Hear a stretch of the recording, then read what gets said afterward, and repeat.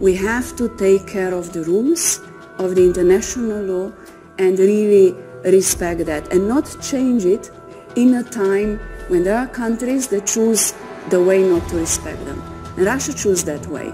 So we have countries that are respecting the rules, and we have countries that are respecting their national interests going beyond the rules. And that is what is happening, and we have to take into consideration the world order. So this video is a video of the principle of the line, which is really the revolution in urban design that NEOM is pioneering. And we could talk a little bit more about that as we go through the rest of the panel. So when I'm looking at this, it's a grid infrastructure. Yeah, so basically the way it works is it's 170 kilometers long, 200 meters wide, 500 meters high. The height is on the sea level, so as you go inwards and the topography actually goes up, then the height of the actual building structure reduces until you get to the mountains where it actually, you no longer have a mirror line. The idea is about what we call zero gravity urbanism, which is not necessarily having to be linked and anchored to a ground. How can we think of cities that go vertical and not only horizontal? This has many benefits. It's 5 minutes walk from all of your needs. Each module is 800 meters wide, and each module will take 80,000 people on average. Obviously, some are going to be more densely populated than others. And when you do it this way, you're only 5 minutes walk away from your school, your hospital, supermarket. The other thing is that the catchment area becomes a lot bigger.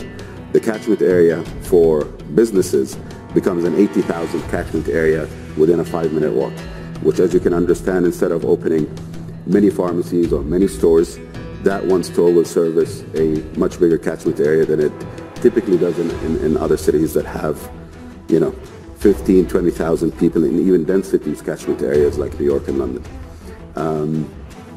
The idea as well is to reduce the footprint. So imagine 9 million people living on 34 square kilometers. And if you compare that to other cities, it's almost the 2% of the size of London, yet taking the same amount of population at end state.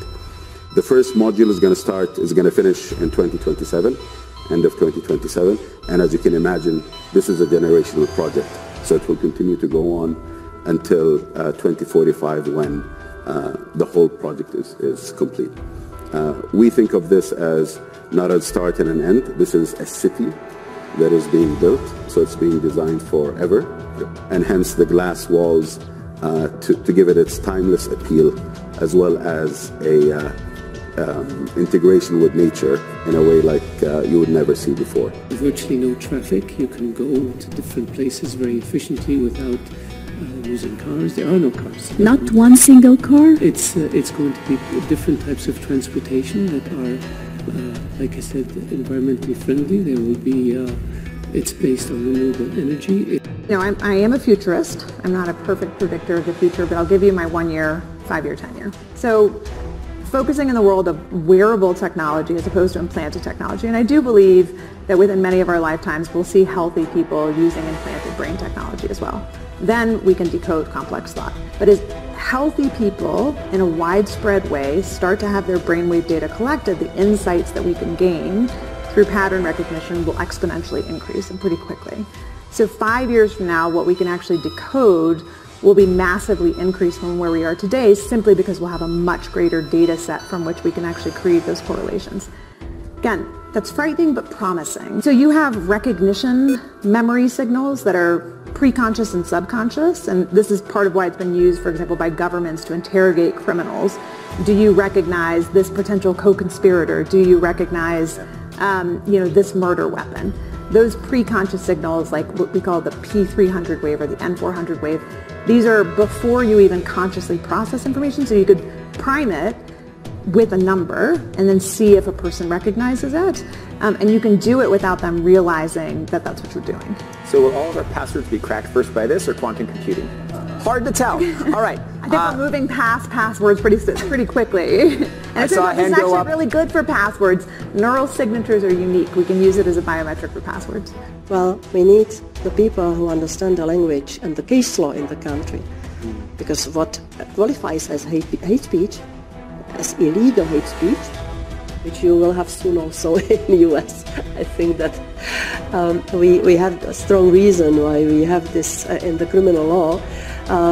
We need the platforms to simply work with the language and to identify such cases. The AI would be too dangerous. Normalizing LGBTQ folks, including us in all stories. So that's the other piece that I think is really important. And we've worked really closely with Hollywood on this. We are all connected in the LGBTQ community. So we would help you find the right people on the ground to advise you in that culture. It's really important that you're acting within the culture that you're in and you're speaking within the culture that you are.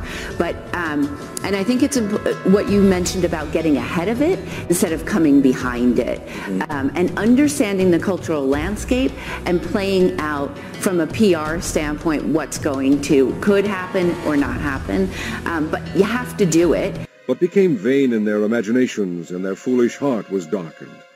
Professing themselves to be wise, they became fools, and changed the glory of the uncorruptible God into an image made like to corruptible man, and to birds, and four-footed beasts, and creeping things. Wherefore God also gave them up to uncleanness through the lusts of their own hearts, to dishonor their own bodies between themselves, who changed the truth of God into a lie, and worshipped and served the creature more than the Creator, who is blessed forever. Amen.